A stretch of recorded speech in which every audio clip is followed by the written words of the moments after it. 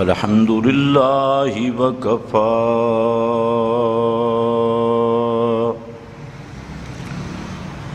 والصلاة والسلام علی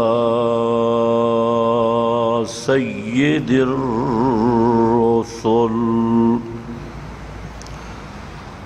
على سید الرسل وخاتم الأنبياء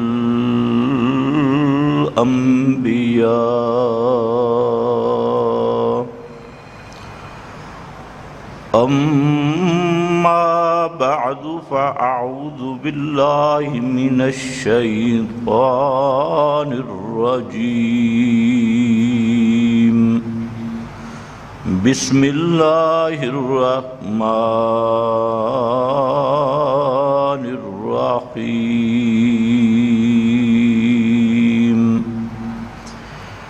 وقال الرسول يا رب إن قوم اتخذوا هذا القرآن مهجورا سبحان ربك رب العزة عما يصفون وسلام على المرسلين والحمد لله رب العالمين۔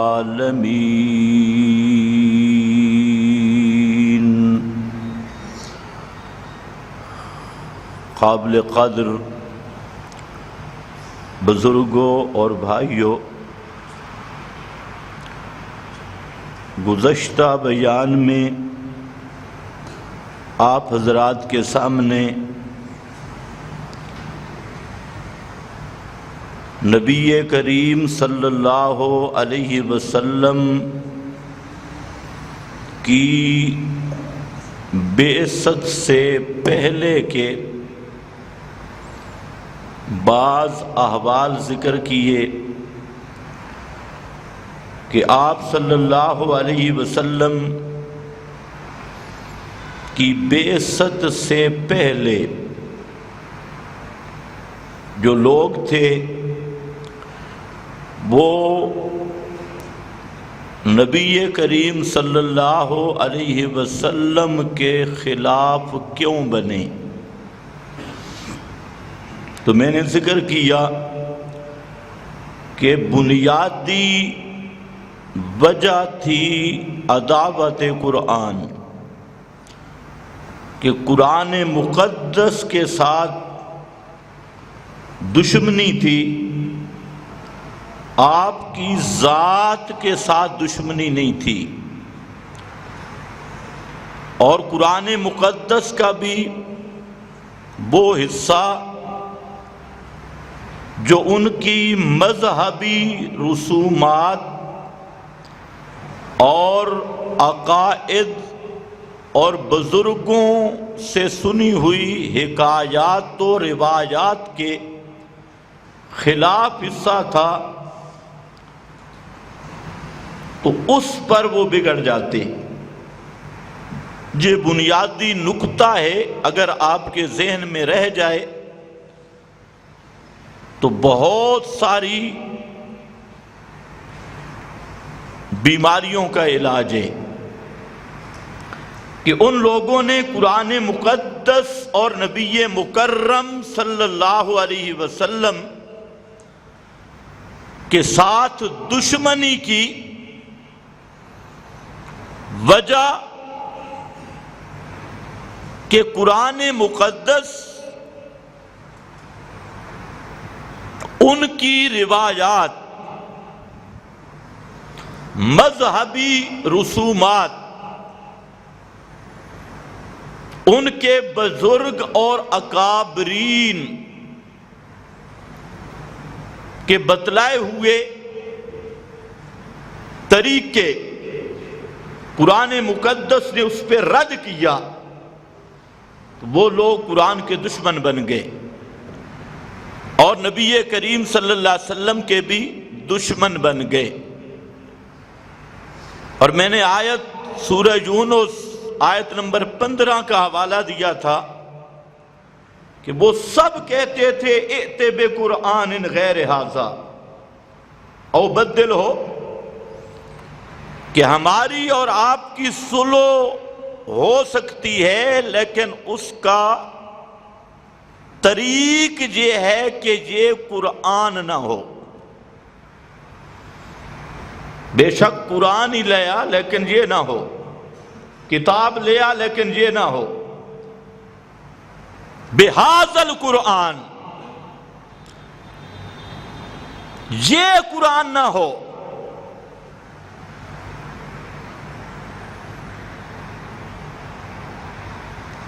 سبحان اللہ۔ برادری ایک طرف، سردار ایک طرف، پوری حکومتیں ایک طرف، ملا اور پیر ایک طرف، اور اکیلے محمد مصطفیٰ مقابلے میں صلی اللہ علیہ وسلم۔ کہنا آسان ہے، کرنا بڑا مشکل ہے۔ سارا جہان مقابلے پہ، احبار و رہبان مقابلے پہ، اور شیطان کے سب پیروکار مقابلے پہ، اور سلو کرنے آئے ہیں کہ ایک نکتے پہ ہم سلو کرتے ہیں، آپ کی ہر بات ماننے کے لیے تیار ہیں، لیکن یہ قرآن نہ ہو۔ قرآن لیا کوئی دوسرا، کتاب لیا کوئی دوسری، اگر یہ قرآن رہے تو ہمارے پلے میں ککھ نہیں رہتا، کوئی چیز بھی ہمارے پلے میں نہیں چھوڑتا یہ قرآن۔ ہم کہتے ہیں ہمارے بزرگ، اور نہیں تو جب ہم ان کی صورت کے سامنے جاتے ہیں یا بزرگوں کی مورت کے سامنے جاتے ہیں اور وہاں پر پھیرے طواف نظر نیاز دیتے ہیں تو ہؤلاء شفعاؤنا عند اللہ، یہ ہمارے کام اللہ سے کروا دیتی ہیں۔ ما نعبدہم الا لیقربونا الی اللہ زلفیٰ، ہم جو ان کی نظر و نیاز، منت منوتی، پھیرے طواف، ان کے نام کے بکرے چھترے، کالے بکرے، سفید ککڑ، یہ سب کچھ اس لیے دیتے ہیں، ہم انہیں اللہ نہیں سمجھتے، ہم انہیں رب نہیں سمجھتے۔ توبہ توبہ، ہم انہیں کوئی اللہ کے برابر نہیں سمجھتے، کوئی رب جیسا نہیں سمجھتے، ہم انہیں اللہ کا بندہ سمجھتے ہیں۔ لیکن اتنی بات ضرور ہے کہ یہ وہ پہنچے ہوئے بندے ہیں کہ جب ہم ان کے دربار پہ آ جائیں تو ہماری مراد پوری ہو جاتی ہے، ہماری حاجت پوری ہو جاتی ہے، یہ ہمیں برکتیں دے دیتے ہیں، ہماری مرادیں پوری کروا دیتے ہیں، ہماری جان مال رزق میں برکت دلوا دیتے ہیں۔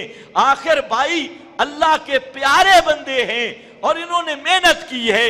ما نعبدہم الا لیقربونا الی اللہ زلفیٰ، نہ ہم انہیں خالق مانتے ہیں، نہ رازق مانتے ہیں، نہ رب مانتے ہیں، نہ اللہ مانتے ہیں، نہ یہ اللہ کے مقربین ہیں اور پہنچیاں ہوئیاں سرکاراں نے۔ انہاں دی گل اللہ موڑدا نہیں، ساڈی انہاں دے اگے تے انہاں دی اللہ دے اگے، ہماری ان کے آگے اور ان کی رب کے آگے، بس اتنی بات ہے۔ یہ مضمون قرآن کا بدل دے، اور قرآن وہ کیا کہتا ہے، اور سفارشیں کرنی تو دور کی بات، کرنا کروانا کام تو دور کی بات، والذین تدعون من دونہ ما یملکون من قطمیر، اللہ کے سوا جن کو پکارتی ہو، چاہے حضرت ابراہیم کو، چاہے حضرت عیسیٰ کو، چاہے حضرت عزیر کو، جن جن کے نام کی نظر نیاز دیتے ہو، منت منوتی دیتے ہو، سن لو ما یملکون من قطمیر، وہ کھجور کے اوپر کوئی گٹھلی کے اوپر کا پردہ اس کے بھی مالک نہیں، باقی رہ گیا کروا دینا۔ فرمایا ان تدعوہم لا یسمعوا دعاءکم، اگر تم انہیں پکارو وہ تمہاری پکاریں سن ہی نہیں سکتے۔ سفارش تو تب کریں کہ سنتے ہوں۔ وَهُمْ عَنْ دُعَائِهِمْ غَافِلُونَ، یہ قرآن ہے میرا بھائی، غصہ نہ کر، گھروں میں جا کے ترجمہ دیکھ۔ وَهُمْ عَنْ دُعَائِهِمْ غَافِلُونَ، وہ ان کی پکاروں سے بالکل بے خبر ہے، کوئی پتہ نہیں کون کالا بکرا لے کے آیا اور کون سفید مرغا لے کے آیا، کس نے طواف کیا، کس نے سجدہ کیا، کون تبرکات حاصل کرنے کی غرض سے آیا، اور کون بے ایمان چلا ملا مشرک وہ وہاں پر فیض لینے کے لیے آیا۔ وَهُمْ عَنْ دُعَائِهِمْ غَافِلُونَ، ان کو ان کے پکارنے کا پتہ ہی نہیں۔ اور فرمایا صرف اتنا نہیں، وَيَوْمَ الْقِيَامَةِ يَكْفُرُونَ بِشِرْكِكُمْ، قیامت کے دن وہ ان مشرکوں کے دشمن بن جائیں گے اور انکار کریں گے کہ ربا انہوں نے ہمیں کوئی نہیں پکارا اور انہوں نے ہماری کوئی پوجا پاٹ نہیں کی۔ اور جب وہ مشرک کہیں گے اللہ ہم انہی کو پکارتے رہے، آگے سے وہ جواب میں کہیں گے ان کننا ان عبادتکم لغافلین، اللہ تیرے نام کی قسم ہے ہم تو ان کی پکار سے، سور و پکار سے، نظر و نیاز سے، منت منوتی سے، پھیرے طوافوں سے غافلون، غافلین، ہم بالکل بے خبر تھے، کہیں غافلون کہیں غافلین۔ وہ کہتے یہ قرآن نہ ہو، قرآن بدل دو۔ خیال کرنا آج تو لوگ ایسا نہیں کہتے، سوچ لو، میں کچھ نہیں کہتا، آپ سوچیں، آپ ماحول میں رہتی اور نہیں نا تو بے ایمان اتنا تو کہتے ہیں یار یہ ایتے تم کیوں پڑھتے ہو، یہ تو بتوں والی ہے بت دے پترا، ادھر بت کدھر آ گیا غافلون میں، غافلین میں، یہ تو جمعی باؤ نون والی جو آتی بھی عقل والی مخلوق کے لیے، پتھر کے لیے نہیں آتی۔ اور یہ نہیں بتاتے بت تھے کس کے، بری امام پہ بھی جاتا ہے تو یہ بھی تو سنگ مرمر پہ جھکتا ہے،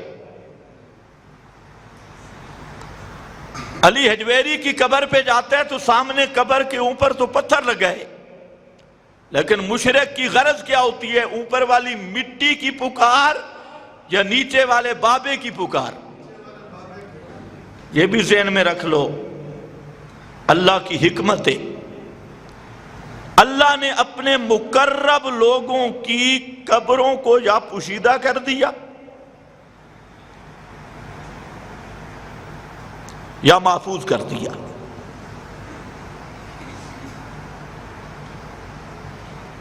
یہ جملہ سمجھنے والا ہے۔ انبیاء کی تعداد 1.25 لاکھ کے قریب ہے۔ کتنے نبیوں کی قبریں معلوم ہیں؟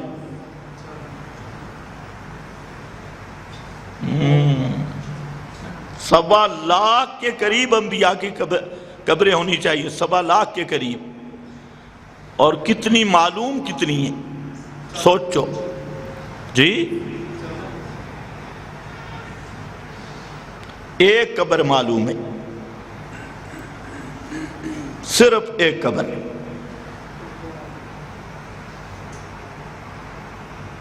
اور وہ ہے حضرت محمد مصطفیٰ کی صلی اللہ علیہ وسلم، معلوم ہو کر محفوظ ہے، دیکھ اس کو بھی کوئی نہیں سکتا، آپ کی قبر انور تک بھی پہنچ کوئی نہیں سکتا، دیواروں میں محفوظ اور اوپر ڈنڈے والے سپاہی کھڑے، 5 دیواریں اور 4 فوجی وہاں کھڑے، 2 مولوی، ڈپٹیاں بدل رہی ہے۔ ایک یہ جو مشہور ہے لاہور میں علی حجویری کی قبر، یہ جھوٹ ہے، یہ وہ اس علی حجویری کا یہ داتا دربار جو انہوں نے بنایا ہے، اس علی حجویری کی یہ قبر ہی نہیں ہے۔ سلطان باہو کی قبر وہ دریا برد ہو گئی، موجودہ جو دربار بنا ہے وہاں سلطان باہو کی قبر ہی نہیں ہے۔ دربار ہے لیکن جہاں قبر تھی وہ دریا لے گیا، اور انہوں نے وہاں ہٹ کے قبر ایک نئی بنا لی۔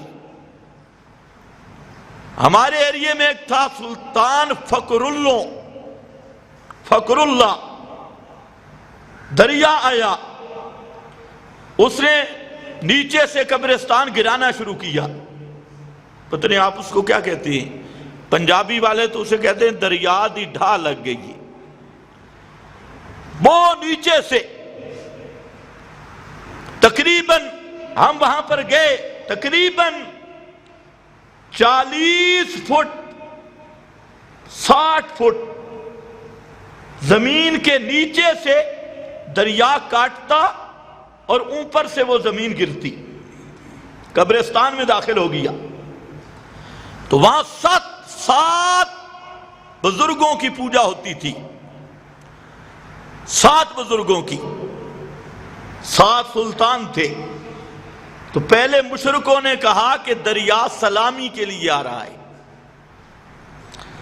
لیکن دریا نے تو جفا لگا دیا، صرف سلامی۔ ایک جو بڑا الہ تھا ان کا، سب سے زیادہ جس کی پوجا ہوتی تھی، فقر اللہ، وہ جو فقر اللہ تھا، اس کی قبر کے جب قریب آیا دریا تو مشرک 2 حصوں میں تقسیم ہو گئے۔ کچھ مشرک کہنے لگے کہ ہم اس کی میت کو اپنی زمین میں منتقل کریں گے کہ کمائی صحیح ہوتی ہے، دوسرے کہنے لگے ہم اپنی زمین میں۔ ان کا جھگڑا تھا، اور وہاں کا جو ڈی ایس پی تھا وہ موحد تھا، اس نے دونوں پارٹیوں کو بلایا، وہ کہا میرے سامنے اس قبر کی کھدائی کرو۔ اس نے ان سے زمین 70 فٹ تک کھدائی کروائی، نیچے سے چیز ہی کوئی نہیں، قبر کا نشان ہی کوئی نہیں نکلا، اور سارے کہتے تھے یہ سب سے بڑا حاجت روا۔ اس نے کہا اور نیچے جاؤ، اور نیچے جاؤ۔ مشرک بیچارے تھک گئے، ہار گئے، لیکن نیچے سے کچھ بھی نہیں نکلا۔ تو ہمارے ایک سکول کے اس وقت استاد تھے، اور تھا وقت کا ابو جہل۔ تو میں نے پوچھا، میں نے کہا استاد جی کیا بنا ہے، آپ بھی ادھر تھے؟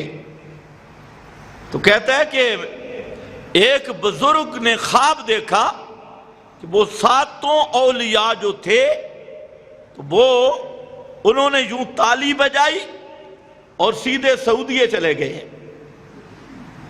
تو میں نے کہا کہ یہ تو عجیب بات ہوئی، بکرے چھترے آپ دیتے ہیں، اور جب مشکل پڑی تو تمہیں چھوڑ کر وہ خود وہابیوں کے پاس چلے گئے، وہاں سعودیے چلے گئے۔ یہ ہوتا ہے مشرک۔ تو اللہ نے انبیاء کی قبروں کو محفوظ کیا، ان کو ایسا، اور اللہ کے نبی نے خود یہ دعا مانگی تھی، اللہم لا تجعل قبری وثنا، اللہ میری قبر کو پوجا پاٹ سے محفوظ رکھنا۔ وہ قبر محفوظ ہو گئی، اس لیے یہ بیچارہ جب جاتے ہیں نا سعودیے، مار سارے بابی توبہ توبہ، کہتے ہیں یار مکہ مدینہ کا نام سنتے تھے پر لاہور ہی، لاہور دیا نہیں ریسا، کیوں؟ کہتے ہیں سارے وہابی ہیں ادھر۔ اتھے کیا آکھدا اج عید دی دہاڑ میں مدینے ہوما ہے بے ایمانہ، مدینے جا تے ڈنڈے کھا۔ خیر بہرحال اکثر قبریں ملتی نہیں۔ پیر عبد القادر جیلانی سچے ولی تھے، ہم ان کو بہت بڑا اللہ کا مقرب اور ولی مانتے ہیں۔ شیخ عبد القادر جیلانی رحمت اللہ تعالی علیہ، بعض لوگ بک بک کرتے ہیں ہم اولیاء اللہ کی شان مانتے ہیں، یہ بات ذہن میں رہے۔ اور شیخ عبد القادر جیلانی کا مسئلہ وہی تھا جو ہر جمعے پہ آپ سنتے ہیں، ان کی کتابوں میں موجود ہے، اور کئی دفعہ میں نے حوالے بھی دیے۔ جب فتنہ آیا تاتاری تو انہوں نے شیخ عبد القادر جیلانی رحمہ اللہ کی قبر کو کھولا تو نیچے ہڈیاں پڑی تھی، انہوں نے ہڈیاں نکال کے دریا میں ڈال دی۔ اب جو مزار کی پوجا ہو رہی ہے تو قبر کوئی نہیں۔ اکثر اولیاء اللہ کی قبریں جو سچے ولی تھے تو اللہ نے ان کو محفوظ کیا۔ سب سے بڑے اولیاء اللہ ہیں اصحاب پیغمبر، ان سے بڑا ولی اللہ کوئی نہیں۔ سب سے بڑے اولیاء اللہ ہیں نبی کے صحابہ، احد و بدر کے شہداء، اور سب کے سردار ابو بکر و عمر۔ یہ ہے اولیاء اللہ کا طبقہ۔ آپ جائیں عرب میں، وہاں پر کوئی آپ کو کمکمے نظر آتی ہے؟ کبے، مزار، عرس شریف، قوالی شریف۔ اب مشرک تیاری کر رہے ہیں جی ہم پھر وہاں پر بھی مزار بنائیں۔ میں نے کہا بچو لگتے ہو، وہاں پر تمہارا قبضہ وہاں پر اور مشرک کا قبضہ، یہ خیال است و محال است و جنون۔ اس لیے تمہارے بلی کو چیچڑوں کے خواب ہیں۔ آؤ واپس۔ انہوں نے کہا کہ قرآن ہمیں نہیں چاہیے۔ ایک وجہ تھی جھوٹی روایات، انبیاء کی طرح منسوب، اہل اللہ کی طرح منسوب، اور انبیاء کے صحابہ کی طرح منسوب۔ اللہ رب العزت نے اس کا ذکر کیا کہ ان میں یہ جو بیماری تھی جھوٹی روایات والی اور کذب افتراء والی، اسی بیماری نے ان لوگوں کو تباہ و برباد کیا اور وہ لوگ برباد ہو گئے۔ فرمایا کہ ان کا اصل مسئلہ یہی تھا کہ ان کے پاس امانی،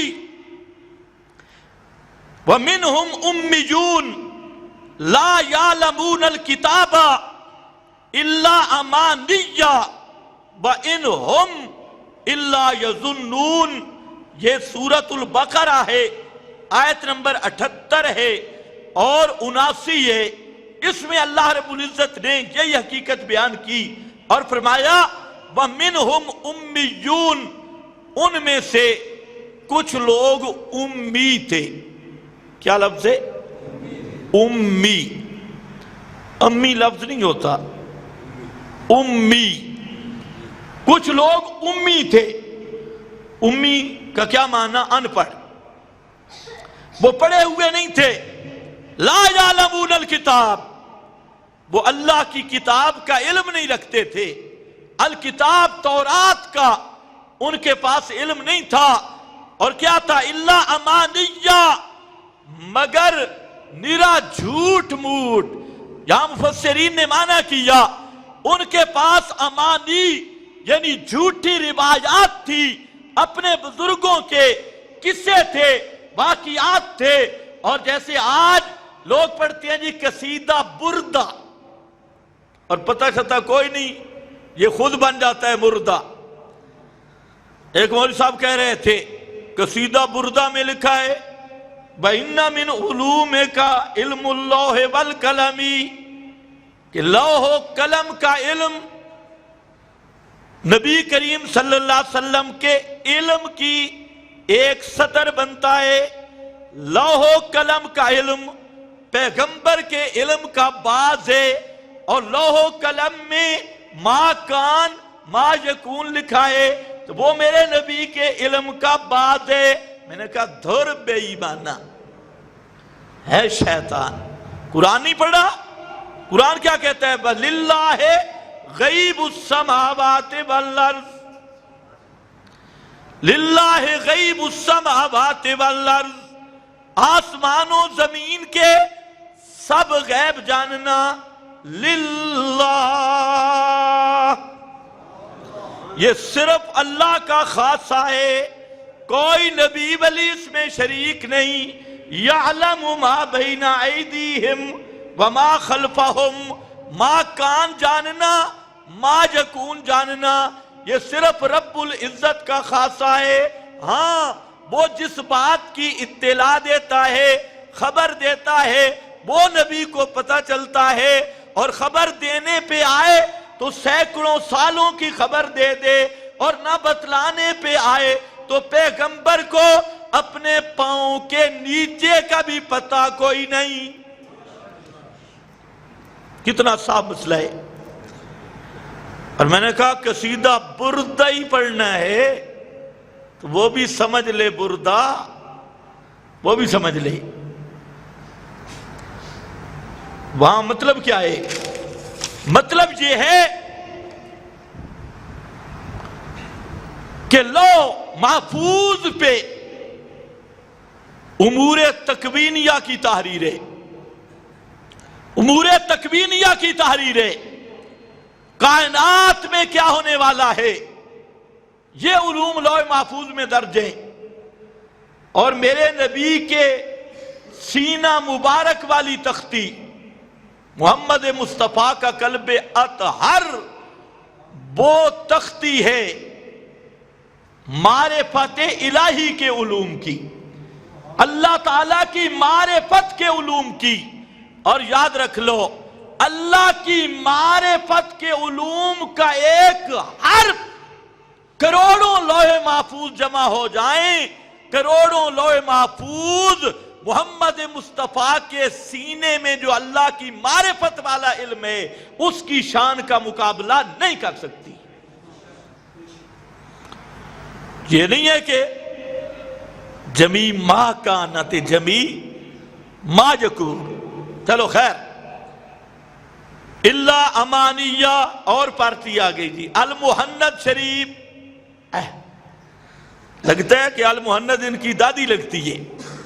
المحند شریف یہی وہ تھے، لا یعلمون الکتابہ، اللہ کی کتاب کو جانتے نہیں تھے، لوگوں نے انہیں بتایا ہوا تھا کہ یہ تحریر آ گئی، یہ ہمارے مولویوں کے دستخط لکھے ہیں، اس میں 100 مولوی کے دستخط ہیں، یہ تحریر آ گئی، یہ ہمارے فلانے بزرگ نے لکھی ہے، یہ روایت آ گئی فلانی کتاب میں، یہ روایت آ گئی فلانی کتاب میں۔ وہ خوش تھے اور وہ کہتے تھے بھائی دیکھو دیکھو، اگر اللہ ہم پہ راضی نہ ہوتا تو ہمارے اتنے موٹے موٹے مولوی کیسے ہوتے؟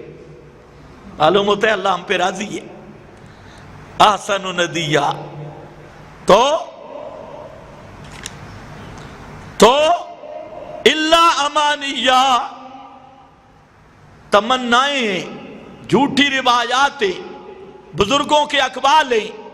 قرآن اپنی کتاب الکتاب التورات ان کے پاس نہیں، ان کے پاس فضائل اعمال ہے۔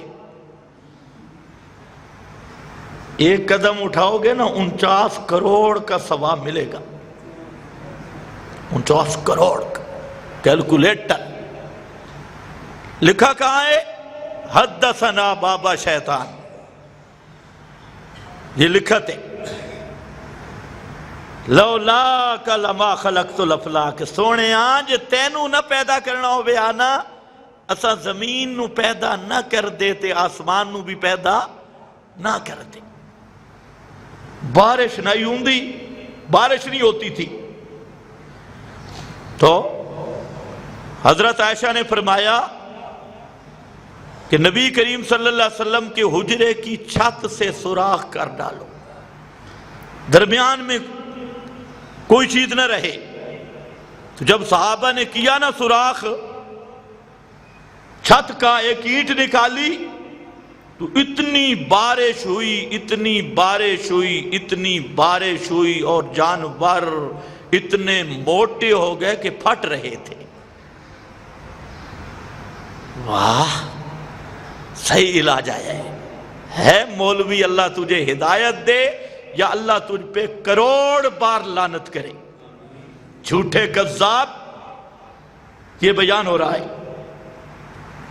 عوام کہتی ہے سبحان اللہ، ادھر بھی اللہ نے کوئی چیز رکھی ہے یا نہیں رکھی؟ اور یہ جو دین ہے یہ دین فطرت ہے،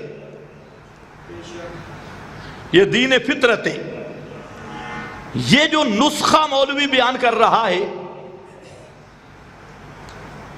اتنا عام الفتق، اور سند دیکھو تو خبر واحد صحیح بھی نہیں بنتی، تو راوی درمیان میں ایک وہ جو اتنے جانور موٹے ہو گئے، وہ روایت ان راویوں سے کیوں نہیں آئی؟ حالانکہ سب علماء کا یہ اتفاقی مسئلہ ہے کہ عموم بلوہ میں خبر واحد حجت نہیں۔ ایسا مسئلہ جس کا تعلق بہت سارے افراد کے ساتھ ہو، تو اس مسئلے میں اکا دکا آدمی کی خبر معتبر ہی نہیں۔ اگر وہ واقعہ پیش آیا ہوتا تو سینکڑوں صحابہ بیان کرتے، سینکڑوں تابعین بیان کرتے، تبع تابعین بیان کرتے، اور سینکڑوں کتب میں آتا۔ یہ ایک علماء نے ضابطہ تحریر کیا ہے کہ ایسا معاملہ جس کا تعلق بہت سارے افراد کے ساتھ ہو، اس میں 2، 5، 6، 7، 8، 9 تک لوگ بیان کرتے ہوں، جو خبر واحد کی حد رہتی ہو، تو اس کا مطلب یہ ہے کہ یہ جھوٹ ہے۔ اگر وہ سچ ہوتا تو جمع غفیر لوگوں کا بیان کرتا اور وہ خبر متواتر ہوتی۔ یہ تو ہوا اصول اہل علم کا مسئلہ۔ اور میں آپ سے پوچھتا ہوں کہ پیغمبر کریم کی یہ جو پیغمبر کریم اور حضرت عائشہ کے ذمہ لگایا گیا، تو اس روایت سے بھی اس باطل مذہب کا تو رگڑا نکل گیا۔ حضرت عائشہ نے یوں کیوں نہیں کہا کہ یا رسول اللہ، اللہ کے رسول بارش دے دے؟ میری طرف توجہ ہے؟ حضرت عائشہ نے یوں کیوں نہیں کہا یا رسول اللہ ادعو اللہ، اللہ کے رسول بارش کی دعا کیجئے؟ حالانکہ یہ وہ صحابہ تھے، بخاری اٹھا، کئی مرتبہ یہ ہوا کہ پیغمبر کریم سے دعائیں کروایا کرتے تھے زندگی میں، حیات میں۔ ایک صحابی آتا ہے، یا رسول اللہ ہمارے مال بھوکے ہو گئے، مر رہے ہیں، ادعو اللہ، اللہ سے دعا کریں کہ اللہ بارش دے۔ محبوب نے منبر پہ دعا کی، صحابی کہتے آپ اترے نہیں تھے کہ بارش شروع ہو گئی۔ زندگی میں صحابہ میرے نبی سے دعا کرواتے تھے۔ میرا سوال ہے مولوی صاحب کہ حضرت عائشہ نے پیغمبر سے دعا کیوں نہیں کروائی؟ معلوم ہوتا ہے حضرت عائشہ کا عقیدہ وہ تھا کہ پیغمبر موت کے بعد نہ سنتے ہیں نہ دعا کر سکتے ہیں۔ اگر حضرت عائشہ کا عقیدہ ہوتا اللہ کے نبی دنیاوی حیات سے زندہ بھی ہیں، سفارشیں کرتے بھی ہیں، تو اوپر سے اینٹ اتارنے کی کوئی ضرورت تھی؟ اللہ کرے تمہیں سمجھ آئے۔ جھوٹ بھی گڑا، لیکن جھوٹ بھی اپنے گلے میں پڑ گیا۔ تو یہ ہے امانی جس کی کوئی بنیاد نہ ہو، بے بنیاد بات۔ اچھا، حضرت عمر کے زمانے میں کہت پڑا تھا، بخاری شریف میں ہے۔ حضرت معاویہ کے زمانے میں کہت پڑا تھا، اور پتہ ہے حضرت عمر نے کیا کیا؟ اوپر سے اینٹ نکالی۔ مسجد غمامہ کسی نے دیکھی ہوگی، وہاں پر اس کے قریب فاروق اعظم نے سب صحابہ کو جمع کیا، منبر رکھا گیا، منبر پہ بٹھایا گیا میرے نبی کے چچا عباس کو رضی اللہ تعالی عنہ۔ حضرت عباس کی سفید داڑھی تھی، بوڑھے تھے۔ فاروق اعظم امیر المومنین وہ بھی نیچے کھڑے ہیں، سب صحابہ نیچے کھڑے ہیں، اور حضرت عباس کو منبر پہ بٹھایا، اور وہاں پر فاروق اعظم کہتے ہیں اللہ جب تیرے نبی زندہ تھے تو ہم ان سے دعائیں کروایا کرتے تھے، آج تیرا نبی دنیا میں زندہ نہیں تو ہم ان کے چچا عباس سے دعا کروا رہے ہیں، ان کی دعا قبول کر۔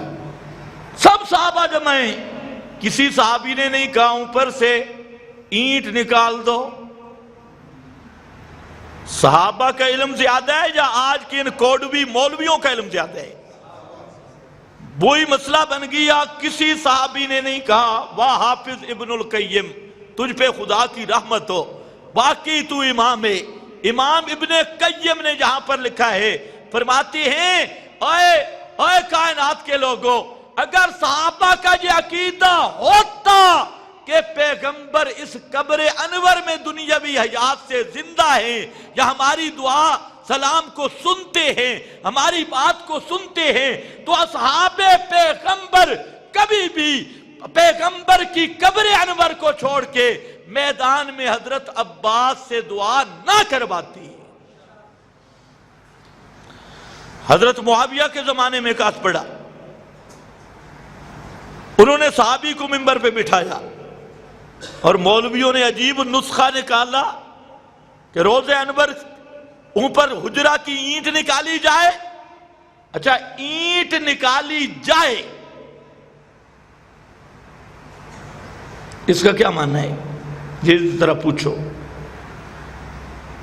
کہتے ہیں قبر انور نظر آئے تو اللہ تعالی کی نظر وہ اینٹ کے پار نہیں جاتی؟ جی کیا خیال ہے تمہارا؟ لا رطب ولا یابس بلا حبۃ فی ظلمات اللہ، جو باریک سے باریک دانہ زمین کی گہرائیوں میں جاتا ہے میرا رب اس کو بھی دیکھتا ہے۔ تو جب رب کی نظریں کوئی چیز رب کی نظر سے مانے نہیں، تو اس مولوی صاحب سے پوچھو پھر اینٹ کیوں نکالی گئی؟ تاکہ اللہ تعالیٰ قبر دیکھ لے۔ شرم تم کو مگر نہیں آتی۔ خیر آؤ اللہ امانیہ، یہ گپوٹیشن، یہی گپوٹیشن ہے۔ فلانے نے لکھا، فلانے نے کہا، فلانی روایت، فلانا راوی، فلانا بزرگ، فلانی کتاب، فلانی چیز میں آیا، فلانے دیوبندی نے لکھا، فلانے بریلی نے لکھا، فلانے آل حدث نے لکھا، فلانے نے لکھا، فلانے نے لکھا۔ یہی ہے اللہ امانیہ، کوئی چیز نہیں جانتے سوائے جھوٹ موٹ کے، جھوٹی روایتوں کے۔ وَإِنْهُمْ إِلَّا يَظُنُّونَ، اور نہیں یہ مگر صرف گمان کرتے، یہ اپنے گمانوں پہ پکے ہیں۔ اور جو ان کا مولوی طبقہ، پیر طبقہ، وہ ایسے بے ایمان ہیں۔ فَوَيْلٌ لِلَّذِينَ يَكْتُبُونَ الْكِتَابَ بِأَيْدِيهِمْ ثُمَّ يَقُولُونَ هَذَا مِنْ عِنْدِ اللَّهِ، ان کا مولوی طبقہ اپنی طرف سے کتاب لکھتا ہے، اپنی طرف سے روایات بناتا ہے، اپنی طرف سے اقوال لکھتا ہے، جھوٹ موٹ کی تحریف کر کے، اور پھر کہتے ہیں ثُمَّ يَقُولُونَ، پھر کہتے ہیں یہ اللہ کی طرف سے۔ لکھتے خود ہیں اور ذمے کس کے لگاتی ہے؟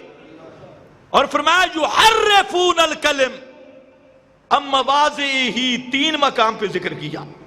یحرفون الکلم، وہ تورات کا مطلب بدلتے ہیں، انجیل کا مطلب بدلتے ہیں، اور تورات تو انجیل کو اپنی آراء کے تابع کرتے ہیں، تورات انجیل کو اپنی روایات کے تابع کرتے ہیں۔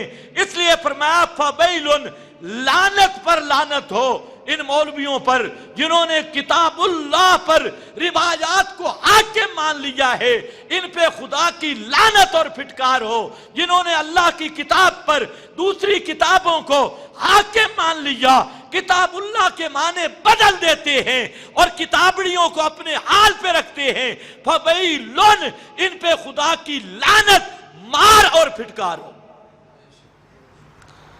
آج ایسا ہو رہا ہے کہ نہیں؟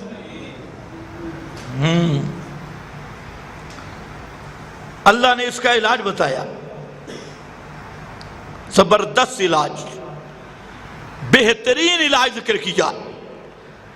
اب مسئلہ جہاں گڑبڑ ہوا کہ ایک طرف روایتوں کے انبار، کتابوں کے انبار، بڑے بڑے مولویوں کے اقوال، اب عوام بیچاری پریشان کہ ہر فرقہ کتابیں اٹھا کے کھڑا ہے، یہودی بھی کتابوں کے حوالے دیتی ہیں، عیسائی بھی کتابوں کے حوالے دیتے ہیں، مشرکین عرب باپ دادا حضرت ابراہیم حضرت اسماعیل کی طرف منسوب روایات ان پہ ڈٹے ہوئے ہیں۔ اب جائے تو کدھر کون جائے اور قوم کو کیسے نجات ملے ان رپڑوں سے، اور قوم کیسے آئے آگے؟ تو اللہ رب العزت نے اس کا علاج ذکر کیا، اللہ الذی انزل الکتاب بالحق والمیزان۔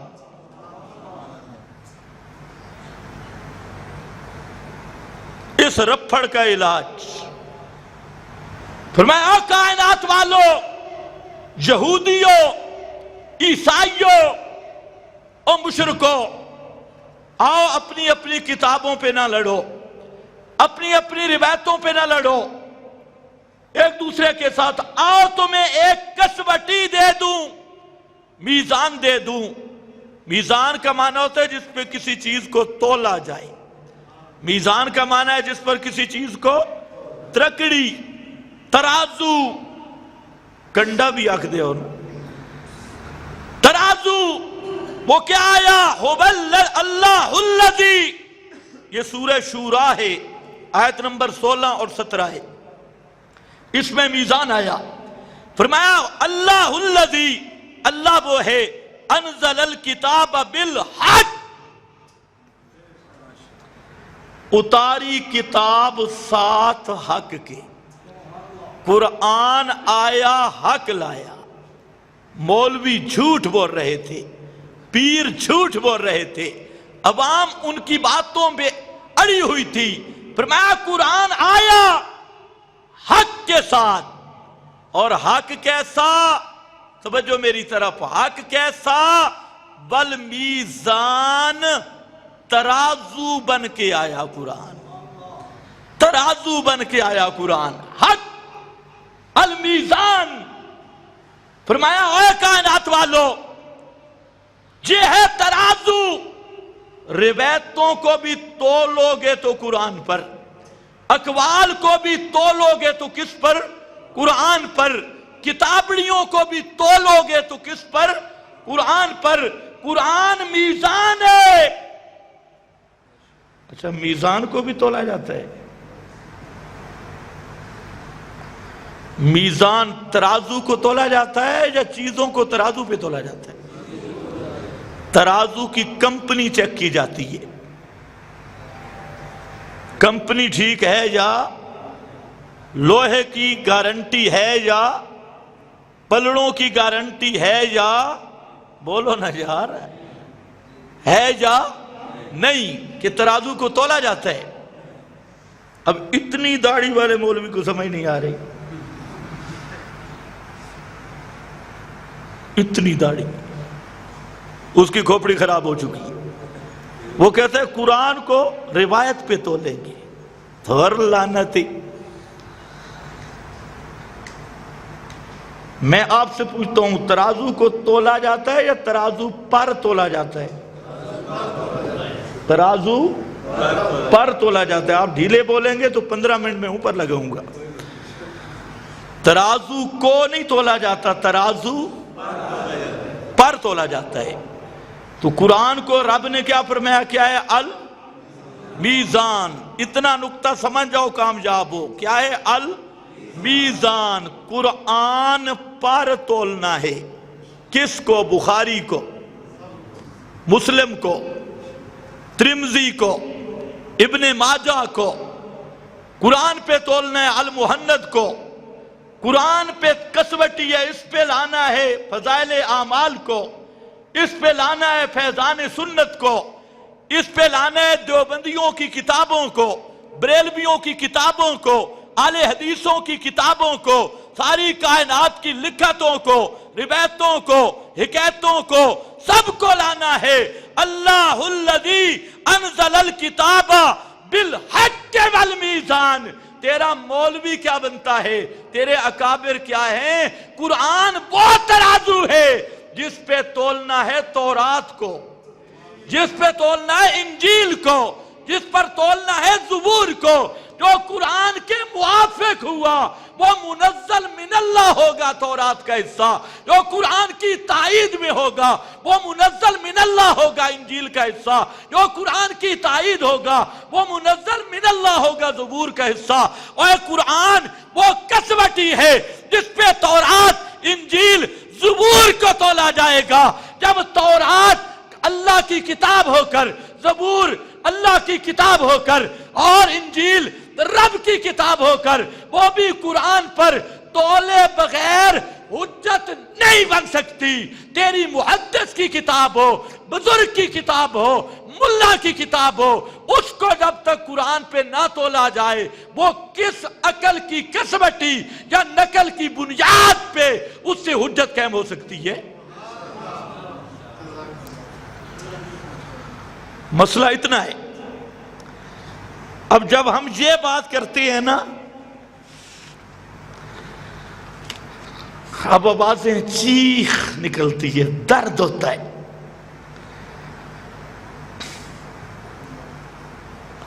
کیوں درد؟ اس لیے ہوتا ہے کہ سب نے جھوٹی روایتوں کے پیچھے اپنے آپ کو چھپایا ہوا ہے، اچھے اچھے نعروں کے پیچھے اپنے آپ کو چھپایا، خوبصورت ناموں کے پیچھے چھپایا. ہم کہتے ہیں نا بھائی، سب سے پہلا معیار، کسوٹی میں میزان اور ترازو یہ رب کی کتاب ہے. ٹھیک ہے کہ نہیں؟ یہ بات سمجھ آنے والی ہے یا نہ آنے والی؟ مسلمانوں کا یہ عقیدہ ہے یا نہیں؟ مسلمان وہ ہے جس کا یہ عقیدہ ہے. اور اب جو کہے نہیں جی قرآن کو ہم تولیں گے روایتوں پر اور قرآن کو ہم موڑیں گے روایتوں کے مطابق، تو مسلمان ہے یا کافر ہے؟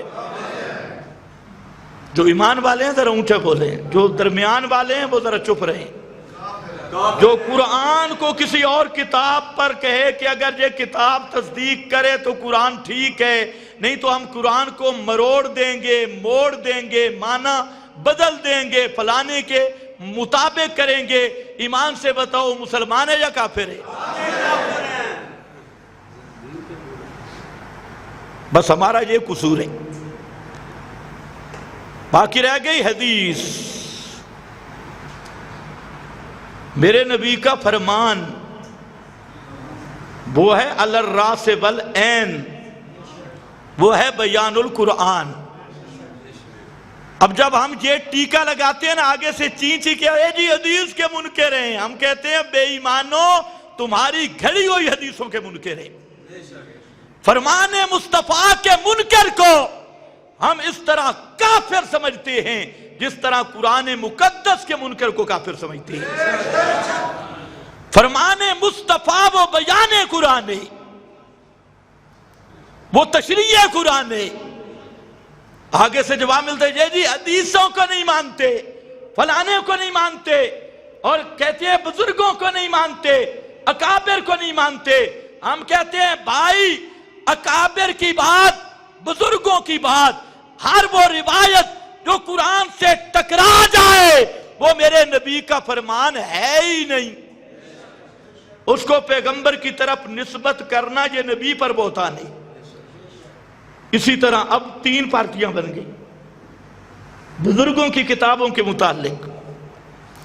ایک پارٹی وہ ہے جنہوں نے بغیر سوچے سمجھے عبارتیں سینے سے لگا لی، اپنے اپنے مذہب کی، کوئی المحند، کوئی فضائل اعمال، کوئی فیضان سنت، کوئی اصول کافی، کوئی جناب اور نصاب اپنے بنا کے سینے سے لگا کے بیٹھے۔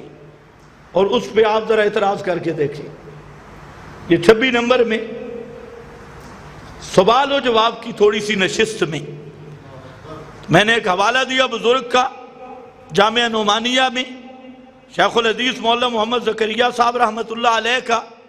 تو آگے سے کیا کہتا ہے، بزرگ کھڑا ہوا، ساری زندگی اس نے ضائع کی ہوئی تھی، کھڑا ہوا، کہتے آپ نے مولانا زکریا صلی اللہ علیہ وسلم کی بے ادبی کی۔ میں نے سمجھے شاید بھول گیا ہے، انہوں نے کہا ہاں، کہتے مولانا زکریا صلی اللہ علیہ وسلم، سفید داڑھی، ساری زندگی ریبنڈ میں گزاری۔ انہوں نے لوگوں کو سبق ہی یہ دیا ہے نا کہ مولانا زکریا صاحب معاذ اللہ کہ نبوت کا مقام تھا۔ اب یہ تو پرانے ان پڑھ تجھے سمجھ۔ ایک آدمی سے میں نے پوچھا کہ مجھے کہتا ہے آپ فضائل اعمال پہ اعتراض کرتے ہیں؟ میں نے کہا پھر؟ کہتے ہیں فضائل اعمال بھی تو اللہ نے لکھی ہے۔ فضائل اعمال بھی کس نے لکھی ہے؟ اللہ نے۔ اب اس عقیدے کے ساتھ مر گیا تو جنت میں جائے گا یا جہنم میں؟ خدا کی قسم ساری زندگی ریبنڈ گزارے سیدھا جہنم جائے گا۔ اس عقیدے پہ مرا تو ہندوؤں سے پہلے یہ جہنم پہنچے گا۔ اب یہ عقیدہ بن گیا اور لوگوں کا ذہن بنایا ہے کہ صحابہ چلے لگاتے تھے۔ ایک طالب علم ادھر پڑھتا تھا، اس نے اپنے والد کو کہا کہ صحابہ کرام جہاد کرتے تھے، صحابہ چلا، یہ تمہارے چلے ہیں، صحابی کسی نے یہ چلا نہیں لگایا۔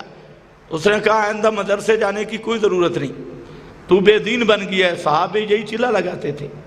یہ ریبنڈ والا چلا، سال سے روزہ اور اپنی طرف سے بدعات، باپ مر گیا ہے، بیٹا 26 نمبر آیا ہوا ہے، اب جی چلا ٹوٹ جائے گا، جنازے پہ نہیں جانا، چلا ٹوٹ جائے گا۔ اس نے یہودیوں کی طرح اپنی طرف سے دین وضع کر کے اس پہ پابندیاں لگا دی اور ایک نئی چیز بنائی۔ اس لیے میرے بھائیوں بات ذہن میں رکھ لو، دین کی اقامت لوٹے سے نہیں ہوگی، دین کی اقامت ہوگی الجہاد سے۔ اقامت دین کس سے ہوگی؟ القتال فی سبیل اللہ۔ اللہ ہم سب کو توفیق عطا فرمائے، اللہ ہمیں سچا جہاد کرنے کی توفیق عطا فرمائے، اللہ عالم اسلام کو متحد ہو کر عالم کفر کا مقابلہ کرنے کی توفیق عطا فرمائے، اللہ عالم اسلام کے سب حکمرانوں کو ہدایت نصیب فرما دے اور اسلامی اتحاد اتنا مضبوط ہو جائے کہ ان کے دلوں میں وہ جذبات آئیں جو فاروق اعظم کے دل میں تھے، جو حضرت عثمان کے دل میں تھے، جو حضرت علی المرتضیٰ کے دل میں تھے، جو حضرت معاویہ کے دل میں تھے۔ اللہ ہمارے حکمرانوں کو وہ ایمان نصیب کر دے، وہ جذبات نصیب کر دے، اور اسلام کا غلبہ تب ہوگا کہ ہمارے حکمران اس حقیقت کو سمجھ پائیں کہ ہم مسلمان ہیں اور ہمارا آئیڈیل امریکہ نہیں ہے، ہمارا آئیڈیل برطانیہ نہیں ہے، ہمارے آئیڈیل دنیا کفر نہیں ہے، ہمارے لیے آئیڈیل ہے لَقَدْ كَانَ لَكُمْ فِي رَسُولِ اللَّهِ أُسْوَةٌ حَسَنَةٌ۔ ہمارا آئیڈیل، ہمارے لیے نمونہ محمد مصطفیٰ ہیں، آمنوا كما آمن الناس۔ ہمارا آئیڈیل اور ہمارا نمونہ وہ حضرت ابو بکر و عمر عثمان و علی ہیں۔ اللہ یہ جذبہ پیدا کر دے جس دن مسلمانوں کو اہل اسلام، عالم اسلام کے حکمرانوں میں یہ جذبہ آ جائے، یہ سوچ آ جائے، خدا کی قسم چند دنوں میں اسلام ہی غالب ہوگا اور کفر دم دبا کے بھاگے گا۔ اور یہ یاد رکھو یہ وقت آنے والے ہیں۔ کچھ حیران ہو گئے ہیں، یہ وقت آنے والا ہے، ان قریب آنے والا ہے۔ احادیث سے یہی معلوم ہوتا ہے کہ کفر کی قبر ٹوٹنے والی ہے اور اللہ کسی جگہ سے ایسے لوگوں کو کھڑا کر دے گا جو دین کی اقامت پہ مامور ہوں گے اور جن کے دلوں میں ابو بکر صدیق کا دل دھڑکتا ہوگا، عثمان و علی و عمر کے جذبات کے حامل لوگ اللہ جانے کس علاقے سے اٹھیں گے، لیکن اٹھیں گے ضرور۔ آج کافروں تمہارا وقت ختم ہو چکا ہے اور تمہاری اینڈ ہو گئی، چاہے جتنے تم ڈرامے کر لو، کبھی کرونا چھوڑ کر، کبھی مرونا چھوڑ کر، جو مرضی الٹے لٹک جاؤ، جو مرضی کر لو، نور خدا ہے، کفر کی حرکت پہ خندہ زن، پھونکوں سے یہ چراغ بجھایا نہ جائے گا۔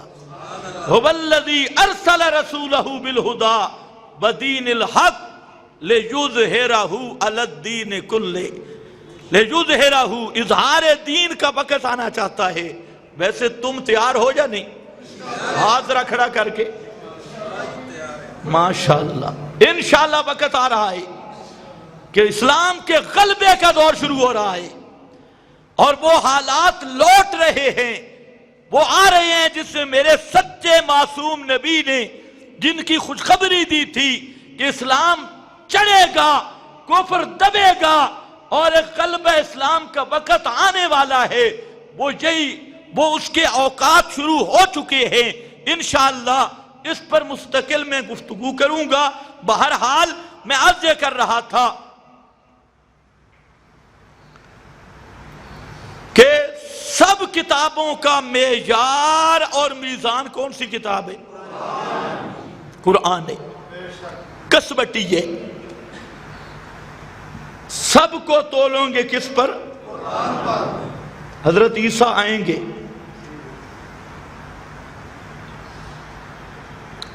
حضرت عیسیٰ آئیں گے، وہ بنی اسرائیل کے نبی تھے، رسولاً الی بنی اسرائیل۔ حضرت عیسیٰ، میری بات توجہ سے سننا، بنی اسرائیل کی طرف بحیثیت رسول تھے، بعثت تھی بنی اسرائیل کی طرف، اور یہاں آئیں گے بحیثیت خادم قرآن بن کے۔ توجہ ہے؟ یہاں آئیں گے کس حیثیت سے؟ خادم القرآن بن کے، خادم سنت بن کے آئیں گے، کتاب و سنت کے خادم بن کے آئیں گے۔ حضرت عیسیٰ پیغمبر اپنے زمانے میں پیغمبر تھے، وصف نبوت اب بھی باقی ہوگا۔ جیسے جہاں عام سی مثال ہے کہ میں آپ کو سمجھانے کے لیے مثال دیتا ہوں کہ ایک ملک کا صدر دوسرے ملک میں چلا جاتا ہے تو وہ وہاں بحیثیت صدر کے جاتا ہے یا مہمان کے؟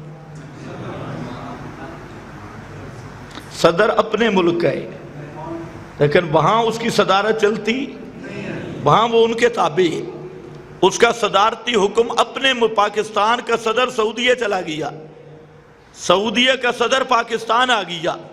مثال دے رہا ہوں سمجھانے کے لیے، ورنہ اللہ ان کو ہدایت دے، ان کا تو تذکرہ بھی جائز نہیں ہے، سمجھانے کے لیے بات کر رہا ہوں۔ تو اب وہ جو پاکستانی صدر وہاں پہنچا تو وہاں اپنا قانون چلا لے گا؟ سعودی عرب میں سعودیہ والا جہاں پہنچا اپنا قانون چلائے گا؟ معلوم ہوتا ہے ایک ملک کا صدر اگر دوسرے ملک میں چلا جائے، صدارت تو اس کی باقی ہے لیکن اس کی صدارت وہاں چل نہیں سکتی۔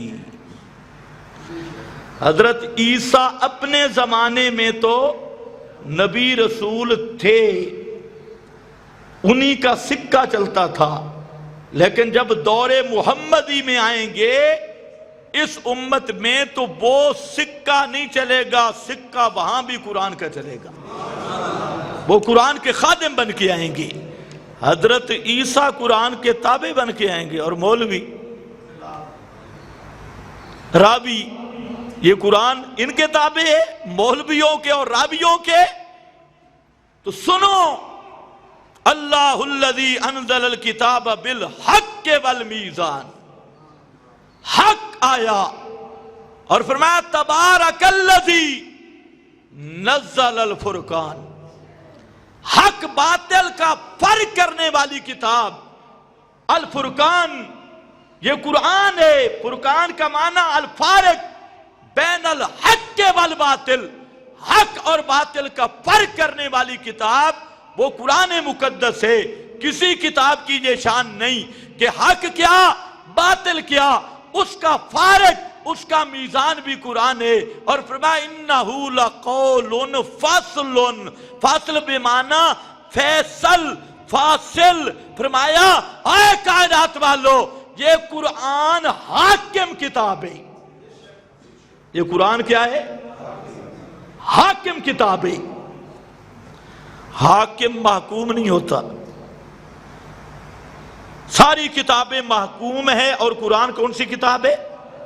حاکم کتاب ہے، فیصل کتاب ہے، اور کسی کتاب کی یہ شان نہیں، یہ صرف قرآن کی شان ہے۔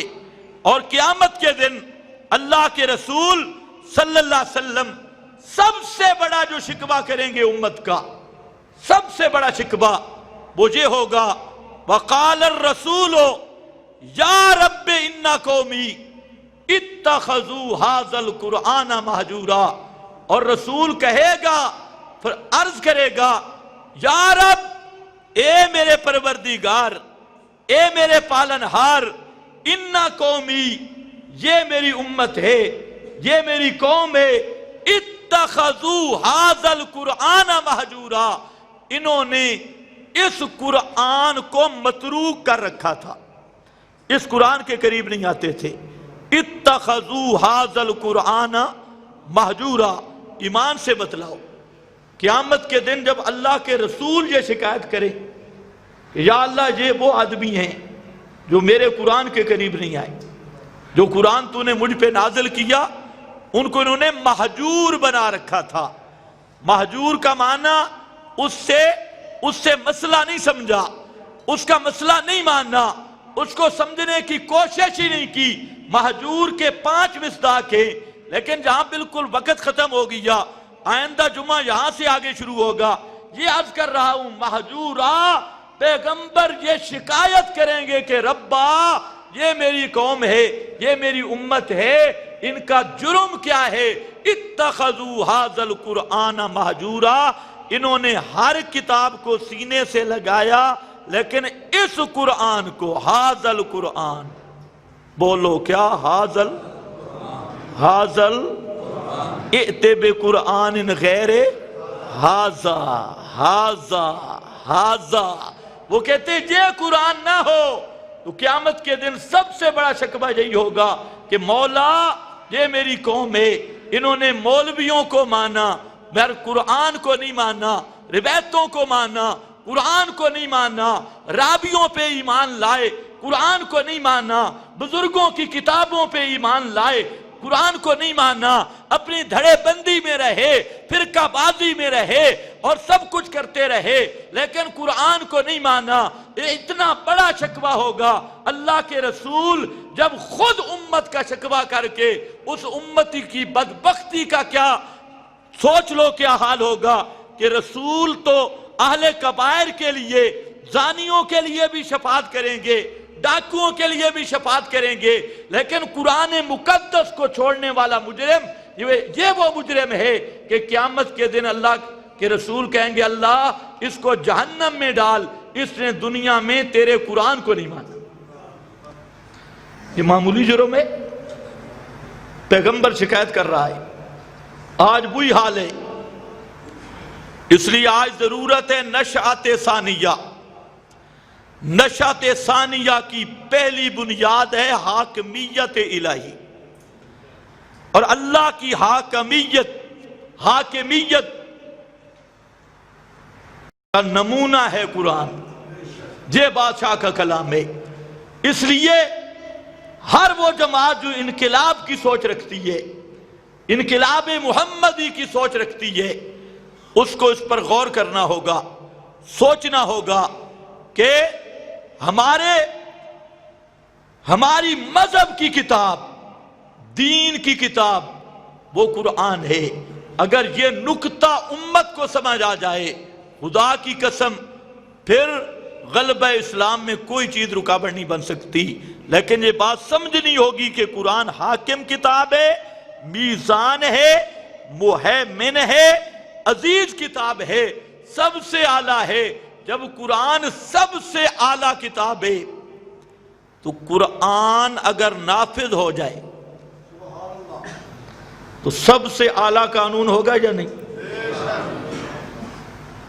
یہ تو میرا بھائی نہیں بنتا نا. قرآن جب سب سے اعلیٰ کتاب ہے پھر انگریز کا کالا قانون قرآن کا مقابلہ کر سکتا ہے؟ یہودیوں اور عیسائیوں کے بنے ہوئے قوانین قرآن کا مقابلہ کر سکتے ہیں؟ سوچ لو، سوچنے کی بات. سارے طبقات امت مسلمہ کو میری درخواست ہے، کسی طبقے کو نہیں، تمام عالم اسلام کے لیڈر ہوں، حکمران ہوں اور کوئی بھی ہو، میں صرف دعوت فکر دے سکتا ہوں. میں یہ دعوت دے رہا ہوں کہ یہ قرآن نور ہے، قرآن ہدایت ہے، قرآن کسوٹی ہے، قرآن قانون ہے، قرآن نظام حیات ہے اور ضابط اخلاق ہے.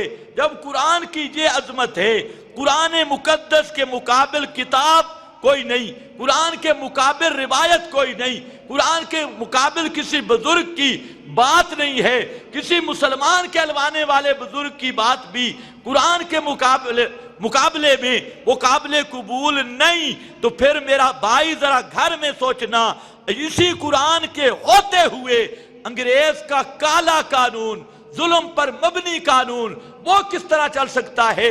اس لیے ہم مسلمان ہیں اور مسلمان کا عقیدہ یہ ہے کہ ہمارا رب وہ شریکوں سے پاک ہے اور محمد مصطفیٰ اپنی شانوں میں سب سے بالا تر اور مخلوق میں بالا تر اور عیبوں اور گناہوں سے پاک ہیں محمد مصطفیٰ. اور یہ قرآن ریب سے پاک ہے. جب رب شریکوں سے پاک ہے، محمد مصطفیٰ گناہوں سے پاک ہے اور یہ قرآن ریبوں سے پاک ہے، تو پھر اس زمین پہ رب کا نظام آنا چاہیے یا نہیں آنا چاہیے؟ بآخر دعوانا ان الحمدللہ. ایک منٹ بات سن لو. مسجد کے متعلق آج وہ ہمارے بھائی ابراہیم صاحب نہیں آ سکے تو ان کا پیغام آپ تک پہنچانا تھا. انشاءاللہ ہمارا پروگرام ہے 3 جولائی، جمعہ ہے 3 شاید، تو اس کو مسجد کا ہم سنگ بنیاد رکھیں گے. تو ساتھیوں کو جس طرح انہوں نے پہلے کہا ہمت سے کام لیں اور پھر کہنے کی ضرورت نہ ہو، جیسے پہلے آپ کو بتایا جا چکا ہے اسی طریق پر تعاون جاری رکھیں تاکہ نہ بار بار آپ کو کہنا پڑے، یہ کہنا بھی مناسب نہیں. دعا بھی کرتے رہیں اور کوشش بھی کرتے رہیں، تو انشاءاللہ العزیز کرنا میرے اللہ نے ہے اور یہ کام بھی انشاءاللہ ہو کے رہے گا.